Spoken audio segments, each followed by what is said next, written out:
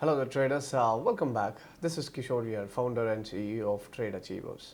So, இன்னைக்கு பார்த்தீங்கன்னா நம்ம லாஸ்ட் வீடியோவில் பார்த்துருந்த மாதிரி we're going to see the second part of introduction to options market.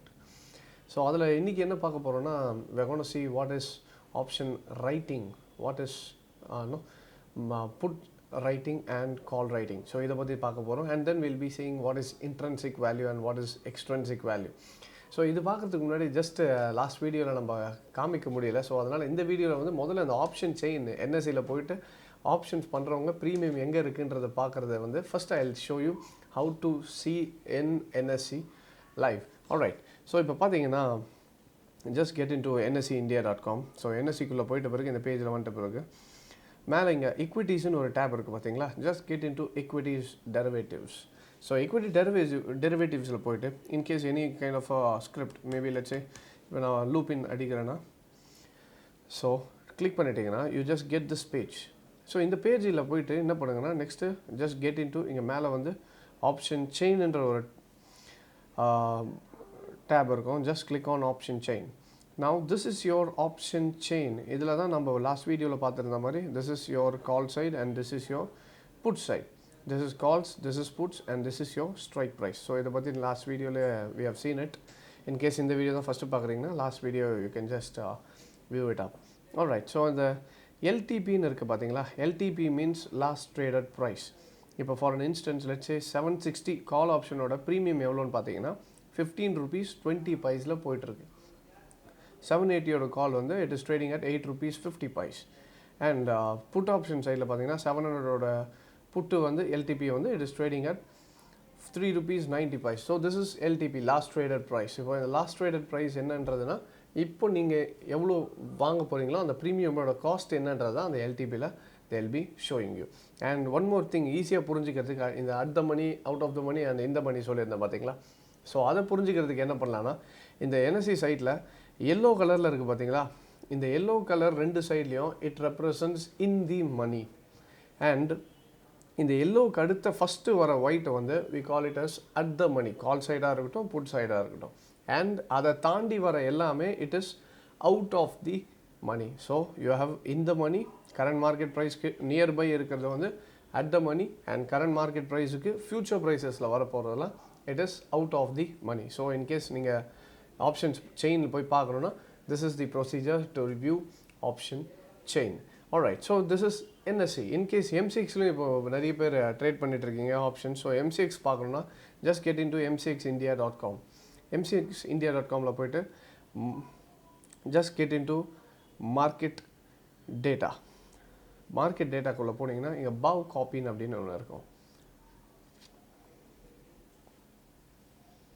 So இந்த பவ் காப்பிக்குள்ளே போனீங்கன்னா இந்த லெஃப்ட் ஹேண்ட் சைடில் பார்த்தீங்கன்னா சப் டேப்ஸ் வருதுல்ல, அந்த சப் டேப்பில் போனீங்கன்னா ஆப்ஷன் செயின்னு இருக்கும். ஸோ இந்த ஆப்ஷன் செயினை just click on option chains. இந்த ஆப்ஷன் செயின்குள்ளே போயிட்டு select whatever the script you want to choose. Let's say crude oil choose பண்ணேன்னா 16th of April. So just click on show கொடுத்தீங்கன்னா same thing you get your left hand side is calls, right hand side is puts and you have your strike price. Crude ஆயிலோட இப்போ LTPன்றது வந்து is your current market price. எவ்வளோ இந்த premiums கொடுத்து வாங்கணுன்றது வந்து இப்படி போய் பார்க்கலாம். So this is how you view your option chain. சரி, நீங்கள் மார்க்கெட் டேட்டாவில் பாவ் காப்பியில் போய் சப்டாப்லேயும் வரலாம், இல்லை டேரெக்டாக மார்க்கெட் டேட்டாவில் ஆப்ஷன் செயினை கிளிக் பண்ணி டேரெக்டாகவும் you can come in. So this is how you view your option chain in NSE and MCX. Alright, so இப்போ நெக்ஸ்ட்டு நம்ம என்ன பார்க்க போகிறோம்னா we are going to see about option writingனா என்னன்றதை பார்க்கலாம். Alright, so let's move on.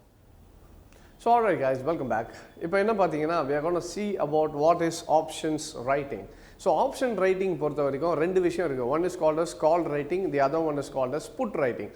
முதல்ல இந்த writing அப்படின்றது என்னென்னா சிம்பிள் டேர்ம்ஸில் புரிஞ்சுக்கணுன்னா எல்லா மார்க்கெட்டுக்குமே பையிங்கும் இருக்குது, அதே டைமில் செல்லிங்கும் இருக்குது. ஸோ ஆப்ஷன்ஸை பொறுத்த வரைக்கும் ரைட்டிங்ன்றது என்னென்னா it is selling of options. Option writing means it is selling of options. Call writing put ரைட்டிங்ன்றது என்னென்னா சிம்பிளானா காலை செல் பண்ணுறீங்க, புட்டையும் என்ன பண்ணுறீங்க செல் பண்ணுறீங்க. போன வாட்டி என்ன பண்ணோன்னா we are seeing about call buying and put buying. So இது இன்னொன்று நோட் பண்ண வேண்டிய விஷயம் என்னென்னா பை பண்ணும்போது it is limited risk with unlimited profits. ஆனால் செல்லிங் பண்ணும்போது you have limited profits with unlimited risk. இதுதான் ரைட்டிங். சரி, அப்போ ஏன் இருக்கிறது லிமிட்டட் ப்ராஃபிட்டு, ஏன் அன்லிமிட்டட் ரிஸ்க்கு, அப்புறம் ஏன் ரைட்டிங் பண்ணணும் அப்படின்னா, இதுக்கு ஒரு சின்ன எக்ஸாம்பிள் தான் சொல்லணும். என்னென்னா லாஸ்ட் டைம் பார்த்த அதே எக்ஸாம்பிள் சொல்கிறேன். ஒரு இன்சூரன்ஸ் கம்பெனி இருக்குது. நான் ஒரு கார் வாங்குகிறேன், 10 லட்ச ரூபா கொடுத்தேன். அந்த கார் வாங்கின உடனே என்ன பண்ணுவேன், ஒரு 25,000க்கு போயிட்டு நான் இன்சூரன்ஸ் அப்ளை பண்ணுவேன். ஏன்னா என்னோடய கார் இன்கேஸ் ஏதாவது டேமேஜ் ஆகிடுச்சுன்னா என்ன பண்ணலாம், நான் போய் இன்சூரன்ஸ் கிளைம் பண்ணலான்ட்டு அவருக்கு ஒரு 25,000 ப்ரீமியம் கட்டி நான் என்ன பண்ணுறேன், இன்சூரன்ஸு வாங்கி வச்சுக்கிறேன். So I am a call or a put buyer. நான் என்ன பண்ணுறேன், ப்ரீமியம் கட்டி அந்த கான்ட்ராக்டை வாங்கினேன். So I am a buyer. அந்த இன்சூரன்ஸ் கம்பெனி செல் பண்ணுறாங்க பார்த்தீங்களா இன்சூரன்ஸை. So they are called as writers or sellers. என்னென்னா அவங்க என்ன எக்ஸ்பெக்ட் பண்ணுறாங்கன்னா, most of the time probability பார்த்தீங்கன்னா, இப்போ லெட்ஸே ஒரு 10,000 காருக்கு அவங்க இன்சூரன்ஸ் கொடுக்குறாங்க, எல்லாருக்கிட்டையும் 25,000 ரூபா கலெக்ட் பண்ணுறாங்க ப்ரீமியம்ஸாக. அல்டிமேட்டாக பார்த்தீங்கன்னா 10,000 காரம் ஆக்சிடென்ட் ஆக போகிறதில்ல. ஏதாவது ஒரு 5 10 இல்லை 50 கார் தான் என்ன ஆகும், உங்களுக்கு ஆட்டோமேட்டிக்காக கிளைம் பண்ணுவாங்க இன்சூரன்ஸ் ஆக்சிடென்ட் ஆகி. ஸோ இப்போ 25,000 10,000 பேர்கிட்ட வாங்கிட்டு அதில் ஒரு சின்ன அமௌண்ட்டை தான் என்ன பண்ண போகிறாங்க, they are going to give it to the buyers. யாருக்கு ஆக்சிடென்ட் தான் அவங்களுக்கு மட்டும் தான் கொடுக்க போகிறாங்க. அதே மாதிரி தான் மார்க்கெட்டில் என்னென்னா, they know market will not go above this level. இப்போ ஃபார் an instance, இப்போ let's say 1000 ரூபாயில் ஒரு ப்ரைஸ் இருக்கிறது. இப்போ எப்படி எடுத்துக்கோங்க, 1000 rupeesல வந்து ஒரு மார்க்கெட் இருக்குது. இந்த மார்க்கெட் வந்து இவங்களை பொறுத்த வரைக்கும், ரைட்டர்ஸை பொறுத்த வரைக்கும் மார்க்கெட் வந்து இந்த 1000 rupeesக்கு மேலே போகாதுன்னு தெரிஞ்சு இந்த 1000ல் இருக்க ஸ்ட்ரைக் ப்ரைஸில் என்ன பண்ணிவிடுவாங்க, they'll give you sell. இப்போ நம்ம மார்க்கெட்டில் பையர்ஸ் என்ன பண்ணுவாங்க, நார்மலி இந்த 1000க்கும் மேலே போகுதுன்னு ப்ரிடிக்ட் பண்ணுறவங்க அவங்க என்ன பண்ணுவாங்க, அந்த 1000 கால் ஆப்ஷனு இல்லை புட் ஆப்ஷனே வாங்குவாங்க. இவங்களை பொறுத்த வரைக்கும் அதுக்கு மேலே போகாதுன்னு தெரிஞ்சு உங்களுக்கு அந்த ஒரு ப்ரீமியமை கொடுத்துட்றாங்க. எதுக்குன்னா, இன்கேஸ் அது 1000க்கு மேலே போயிடுச்சுன்னா ரைட்டர்ஸ் என்ன பண்ணுவார், அவரோட பாக்கெட்லேருந்து he has to give you money. Premium ஏற ஏற என்ன பண்ணணும், உங்களுக்கு அவர் அமௌண்ட்டு ப்ராஃபிட்ஸை தரணும். இன்கேஸ் இப்போ இந்த ப்ரீமியம் வந்து லெட்ஸ் சே 1000 ஸ்ட்ரைக் ப்ரைஸில் இவர் என்ன சொல்கிறாரு, இதோட ப்ரீமியம் வந்து 100 ரூபா அப்படின்றார். At the time of expiry இன்னும் 10 நாள் தான் இருக்குது எக்ஸ்பைரிக்கு. மார்க்கெட் வந்து 1000 rupeesே வர முடியல, 998ல் வந்து எக்ஸ்பைரி டேயில் க்ளோஸ் ஆகிடுச்சு. At the time of expiry market எங்கே க்ளோஸ் ஆகிடுச்சு, 998. ஆட்டோமேட்டிக்காக இப்போ நீங்கள் கால் ஆப்ஷன் வாங்கி வச்சுருக்கீங்கன்னு வச்சுக்கோங்க, உங்களுக்கு என்ன ஆகுனா, இந்த 100 ரூபா கொடுத்து வாங்கின premium it will be 0. At the time of expiry, if you want you can note it down, expiry அன்னைக்கு உங்களுக்கு எல்லா அட் த மணி கால்ஸும், at the money puts and out of the money call, out of the money put எல்லாமே என்ன ஆகிடும்னா, it will be 0. It will be worthless. So எக்ஸ்பைரிக்குள்ளே தான் உங்களுக்கு என்ன ஆகணும், அதுக்கு மேலே தாண்டினா மட்டும்தான் யூ வில் கெட் யுவர் மணி. போட்டது காட்டிலையும் ப்ராஃபிட் வரும்.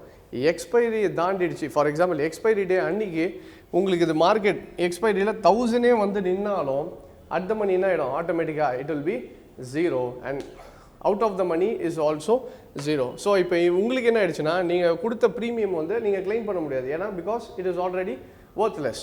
ஆனால் இப்போ உங்களுக்கு என்ன பண்ணார், இவர் 100 ரூபாய்க்கு ப்ரீமியம் கொடுத்தாரு பார்த்தீங்களா, he will be making profit of 100. இந்த 100 ரூபாய் யாருக்கு, இப்போ அந்த இன்சூரன்ஸ் கொடுத்தாருல அவருக்கு தான் இந்த ஃபுல் ப்ராஃபிட். ஸோ ஏன் ரைட்டர்ஸ் இவ்வளோ பேர் ரைட்டர்ஸ் இருக்காங்கன்னா மார்க்கெட்டில், ப்ராபபிலிட்டி படி பார்க்கும்போது பையர்ஸை காட்டிலும் ரைட்டர்ஸ் தான் அதிகமாக ப்ராஃபிட் பண்ணிட்டு இருக்காங்க. ஒய், பிகாஸ் மேஜர் இன்ஸ்டியூஷன் எல்லாமே என்ன பண்ணுவாங்கன்னா, they will be going for selling. ஏன்னா எப்படியும் தெரியும், 10,000 பேரில் வெறும் 10 பேர் தான் ப்ராஃபிட் பண்ணுவாங்க, மற்ற எல்லாருமே என்ன பண்ணுவாங்க, they will be in losses. So that is why they give you writing. So writing அப்படின்றத முதல்ல பார்க்கறதுக்கு முன்னாடி இது ஜஸ்ட் ஒரு இன்ஃபார்மேட்டிவ் எடுத்துக்கோங்க. Call buying mean it's a prediction for buy. Last வீடியோவிலே பார்த்துருந்தோம். அண்ட் புட்டை பை பண்ணுறீங்கன்னா ப்ரீமியமை, it's a prediction for sell. அதுவே நீங்கள் காலை ரைட் பண்ணுறீங்க, writing means you are selling the call. அது என்ன ப்ரிடிக்ட் பண்ணுதுன்னா, market is going to go selling. And put ரைட்டிங்னா it's a prediction for buy. அப்போது மார்க்கெட் மேலே போகுதுன்னு தெரிஞ்சிருச்சுன்னா இவங்க என்ன பண்ணுவாங்க, உடனே புட்டை ரைட் பண்ணுவாங்க. மார்க்கெட் கீழே போகுதுன்னு தெரிஞ்சிச்சுன்னா உடனே என்ன பண்ணுவாங்க, காலை ரைட் பண்ண ஆரம்பிச்சிருவாங்க. ரீட்டைல் ட்ரேடர்ஸ் என்ன பண்ணுவாங்கன்னா, they'll be buying the calls and buying the puts. ஏன்னா ரீட்டைல் ட்ரேடர்ஸை பொறுத்த வரைக்கும் அமௌண்ட்டு கம்மியாக வச்சு நிறைய ப்ராஃபிட் சம்பாதிக்கலான்ற ஒரு கோணத்தில் எல்லாருமே என்ன பண்ணுவாங்க, போயிட்டு ஆப்ஷன்ஸில் பை பண்ணுவாங்க.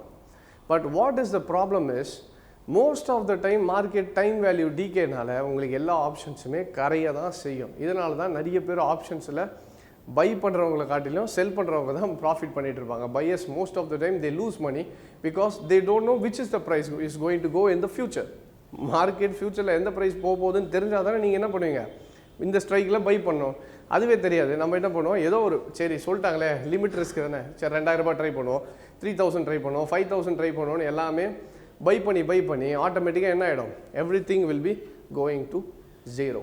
So first of all you need to know where to buy and where to sell. Alright. So இதில் நெக்ஸ்ட் என்ன முக்கியமாக தெரிய வேண்டியதுன்னா,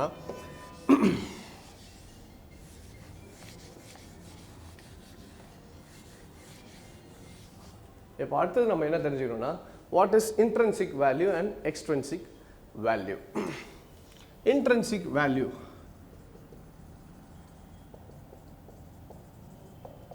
intrinsic value அப்படின்றது என்னன்னா, it is the actual premium price. intrinsic valueன்றது எப்படி சொல்றதுன்னா, உங்களுக்கு கரெக்டான பிரீமியம் பிரைஸ் என்னவோ அதுதான் it is called as intrinsic value. For example, let's say ஒரு கால் 1000 ஸ்ட்ரைக் பிரைஸில் 1000 ஸ்ட்ரைக்கில் என்ன பண்ணுறீங்க, ஒரு காலை வாங்குறீங்க. ஆல்ரைட், மார்க்கெட் காலை 1000 ஸ்ட்ரைக்கில் you are trying to buy a call option. இதோட ப்ரீமியம் வந்து 100 ரூபான்னு போட்டிருக்கான். இப்போ ப்ரீமியம் வந்து you are seeing it is 1000 rupees. Sorry, premium வந்து 100 rupees, ஸ்ட்ரைக் வந்து 1000. இப்போ நார்மல் இந்த ப்ரைஸ் இப்போ கரண்ட் மார்க்கெட் ப்ரைஸ், இது கால் 1000 ஸ்ட்ரைக் வந்து it is trading at 100 rupees. Current market price எவ்வளோன்னு பார்த்தீங்கன்னா, let's say it is trading at 940. இப்போது கரண்ட் மார்க்கெட் ப்ரைஸ்ன்றது என்னது, 940 ட்ரேட் ஆகிட்டு இருக்கு. இப்போ நீங்கள் எந்த ஸ்ட்ரைக்கை வாங்கலான்னு போகிறீங்க, 1000 ஸ்ட்ரைக்கை வாங்கலான்னு போகிறீங்க. ஆனால் ப்ரீமியம் எவ்வளோ இருக்கு, இட் இஸ் 100 rupees. ஆக்சுவல் ப்ரீமியம்ன்றது எவ்வளோ இருக்கணும்னா, இந்த strike price minus your current market price. So intrinsic வேல்யூன்றது என்னென்னா,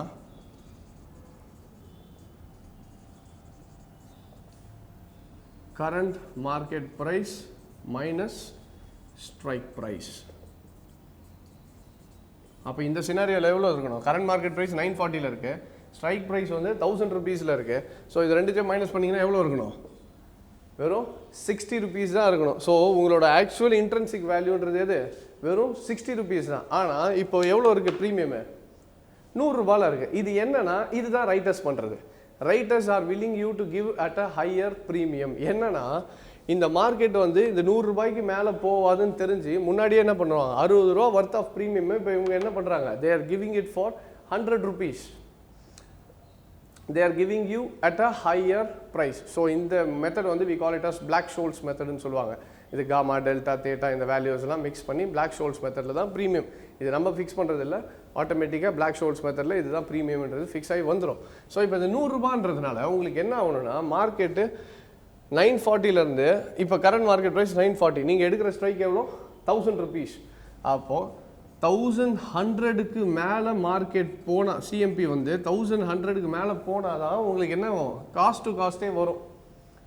ஏன்னா இன்ட்ரின்சிக் வேல்யூன்றது என்னது, strike price minus current market price. அப்போ எக்ஸ்பைரிக்கு முன்னாடி கரண்ட் மார்க்கெட் ப்ரைஸ் 1100 போச்சுன்னா கரண்ட் ப்ரைஸ் நீங்கள் எவ்வளோ எடுத்தீங்க, 1000. அப்போ எவ்வளோ இருக்கும், யூ வில் பி இன் 100. அப்போ தான் காஸ்ட் டு காஸ்ட்டு. அதுக்கு மேலே போக போக போக தான் உங்களுக்கு என்ன வரும், மினிமம் ப்ராஃபிட்டே வரும். ஆனால் மோஸ்ட் ஆஃப் த டைம் என்ன ஆகும்னா, மார்க்கெட்டு 1100 போக முடியாமல் லெட்ஸ் 998 1000லே வந்து க்ளோஸ் ஆனாலும் இந்த ப்ரீமியம் என்ன ஆகிடும், இட் வில் பி 0. இல்லை 1020ல் க்ளோஸ் ஆச்சுனாலும், ஸோ 1020 லெட்ஸ் 1020ல் வந்து எக்ஸ்பைரி டே அன்றைக்கி வந்து உங்களுக்கு மார்க்கெட் 1020ல் க்ளோஸ் ஆகிடுச்சுன்னா 1020 minus 1000 வில் பி 20 rupees. ஆனால் நீங்கள் எவ்வளோ கொடுத்தீங்க, 100 ரூபா கொடுத்துருப்பீங்க. ஆனால் எவ்வளோ இருக்கும், வெறும் 20 ரூபா தான் இருக்கும். அந்த டைமுக்கு இன்ட்ரின்சிக் வேல்யூ எவ்வளோ, இப்போ வெறும் 20 ரூபா தான். அப்போது இந்த எக்ஸ்ட்ரா ப்ரீமியம் இருக்குது, அதுக்கு பேர் என்ன, அதுக்கு பேர் தான் we call it as extrinsic value.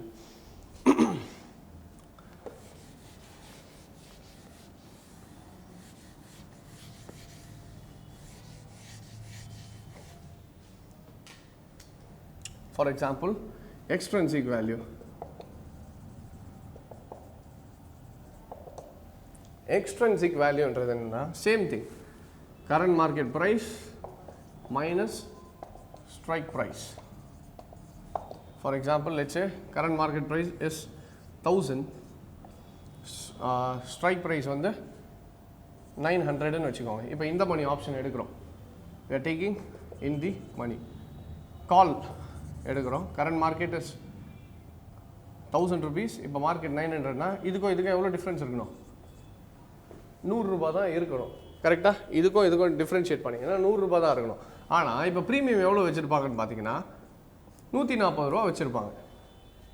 So இதோட வேல்யூ இன்ட்ரின்சிக் வேல்யூன்றது வெறும் 100 rupees தான். இந்த எக்ஸ்ட்ரா இருக்கு பார்த்தீங்களா 40 rupees, இந்த எக்ஸ்ட்ரா இருக்கிறது தான் we call it as extrinsic value.